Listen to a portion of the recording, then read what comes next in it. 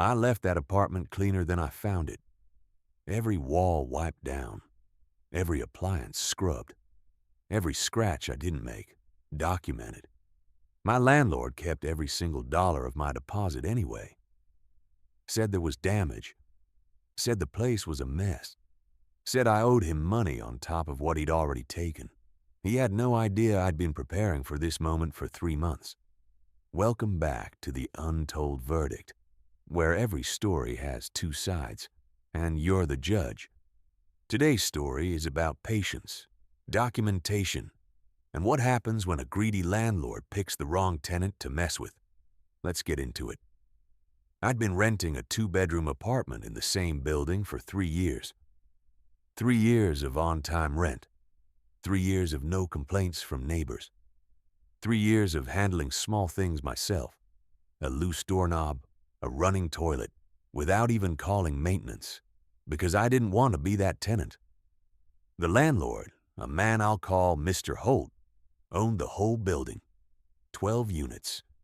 He was the kind of landlord who showed up twice a year, collected checks, and otherwise made himself invisible, which I actually appreciated. Low contact suited me fine. When I decided to move out, new job, new city, I gave him 60 days notice, more than the 30 required. I scheduled a walkthrough. I asked specifically what his expectations were for move-out conditions so there'd be no surprises. He said, and I'm paraphrasing, "Just leave it how you found it and you'll get your deposit back no problem." My deposit was $2,000. Now, here's the thing about that phrase, "leave it how you found it." I took it literally. When I first moved in 3 years earlier, I had done something that felt excessive at the time, but turned out to be the smartest thing I ever did. I walked through every single room on move-in day with my phone camera rolling. Every wall, every floor, every appliance, every fixture, every pre-existing scuff, stain, crack, and dent, all of it recorded with timestamps, narrated out loud as I went. I'd emailed that video to myself the same day, dated, saved.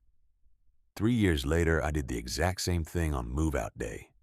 Same rooms, same angles, same narration. Then I hired a professional cleaning service, got a receipt, patched 2 small nail holes from picture frames myself, photographed the patches before and after, replaced a light bulb that had burned out, cleaned the oven to a condition better than I'd received it. I kept every receipt, every photo, every email. I wasn't being paranoid. I just knew Mr. Holt. Move-out day came. Mr. Holt arrived 20 minutes late for the walkthrough, walked through the apartment in about 4 minutes, made a few sounds that didn't mean anything, and told me he'd be in touch about the deposit. State law required him to return the deposit or a written itemized list of deductions within 21 days. Day 22, I got a letter. He was keeping the full $2,000. The itemized list included deep cleaning fee, $400, carpet replacement, $800, wall repainting, $600, miscellaneous repairs, $200, total, $2,000, exactly, down to the cent. No photos, no receipts, no invoices, just a typed list and a letter telling me I actually owed him an additional $300 for repairs beyond the deposit. He wanted me to pay him. I did not call him. I did not text him. I did not send an angry email. I opened my laptop, went to my state's small claims court website, and filed a claim. In most U.S. states, when a landlord wrongfully withholds a security deposit, they don't just owe you the deposit back. They owe you the deposit back, plus damages. Depending on the state, that can be double or triple the original amount.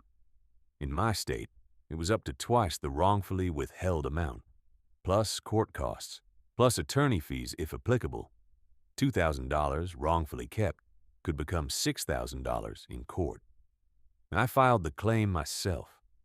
No lawyer needed for small claims. Filing fee was $30. Then I put together my evidence package. Move-in video, time-stamped 3 years old, showing original condition. Move-out video, time-stamped, showing spotless condition. Professional cleaning receipt. Patch repair photos before and after. Copy of my lease showing the deposit amount. Copy of the state law showing the 21-day return requirement and penalty clauses. A printed copy of his itemized deduction letter with 0 supporting documentation. 31 pages total. Organized by tab. Printed in triplicate. One for the judge, one for Mr. Holt, one for me. The hearing was set for 6 weeks later.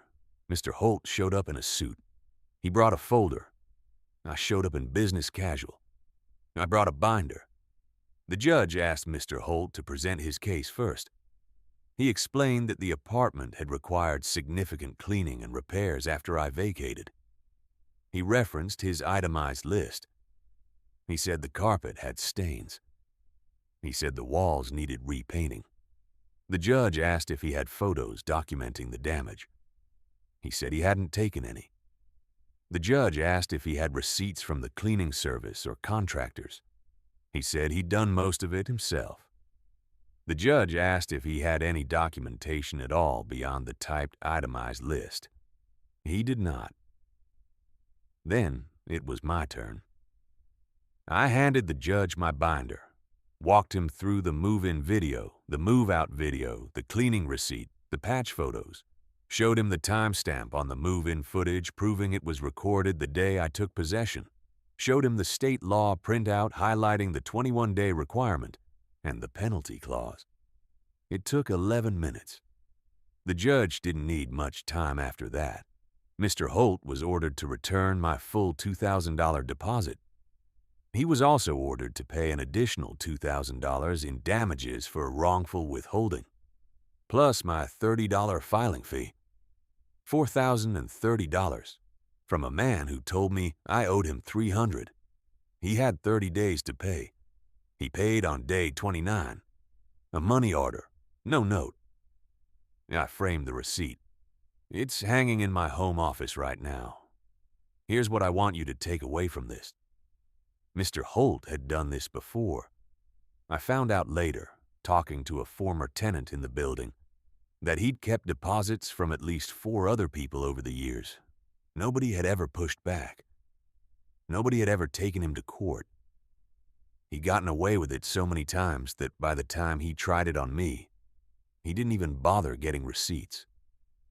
He assumed I'd do what everyone else did. Write it off, move on, decide it wasn't worth the fight. The system exists for exactly this reason. Small claims court costs $30 and levels the playing field completely. You don't need a lawyer. You don't need connections.